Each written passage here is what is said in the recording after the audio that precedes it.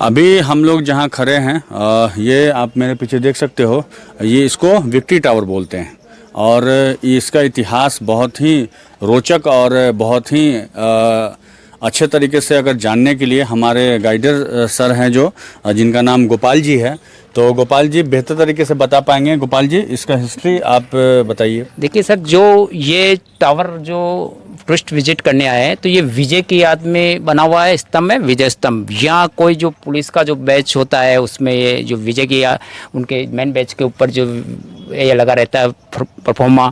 अच्छा। और ये जो राणा कुंभा जब मालवा सुल्तान महमूद खिलजी और अहमद शाह जिन्होंने अहमदाबाद बसाया, अच्छा, दोनों सम्मिलित भाषण मिलकर राणा कुंभा से एक फाइट के लिए चैलेंज किया। और राणा कुंभा ने कहा है कि हमारे फील्ड में हम फाइट करेंगे तो आप कहेंगे आपका फील्ड था, आपका एरिया था। तो एक तीसरा ग्राउंड जो खानवा का मैदान चयनित किया, उसमें बहुत बड़ा घमासान युद्ध हुआ। उसमें राणा कुंभा को बहुत बड़ी विजय हासिल मिली और उस विजय को हमेशा मेमोरी रखने के हिसाब से ये स्तंभ का निर्माण करा गया, स्तंभ बनाया। अच्छा अच्छा। और ये 9 ग्रह के आधार पर 9 मंजिला बनाया हुआ है। जितना भी हिंदू आर्ट है, जैसे रामायण महाभारत गीता में सारी देवताओं के चित्रण किए हुए इसमें। अच्छा। और इसमें बरसात, आज के 150 साल पहले जो बरसात में जब बिजली गिर गया उसमें ऊपर के 2 माला ब्रेक हो गए थे। इसका रिनोवेशन हुआ तो ऊपर के माले, लास्ट माला में जो स्टेप्स है वो बन नहीं पाए, तो 8 फ्लोर तक टूरिस्ट के लिए अभी चालू था, मगर कोरोना की वजह से इसको बंद कर रखा है। और हर पत्थर में इसका मोस्ट जो इंजीनियरिंग पॉइंट आप देखिए, हर बिल्डिंग होता है नीचे से एकदम ब्रॉड, ऊपर जाकर नैरो होता है, मगर इसका जो मेन इंजीनियरिंग पॉइंट देखिए नीचे के पार्ट ब्रॉड में और मिडिल पार्ट एकदम नैरो और अगेन ब्रॉड इसमें। अच्छा। इसने महाराणा स्वरूप सिंह जी ने आज के 150 साल पहले इसका रिनोवेशन कराया और इसमें एक अष्ट धातु का एक पत्ती लगाया जो आप तड़ी पार कह सकते हैं, जो बरसात में बिजली गिरती है उससे सुरक्षा के हिसाब से ये लगाया हुआ है, जो ऊपर तक चाहता है ताकि भविष्य में कभी बरसात में बिजली गिरे तो ये बिल्डिंग पे कोई नुकसान नहीं जाए और पावरलेस हो जाए।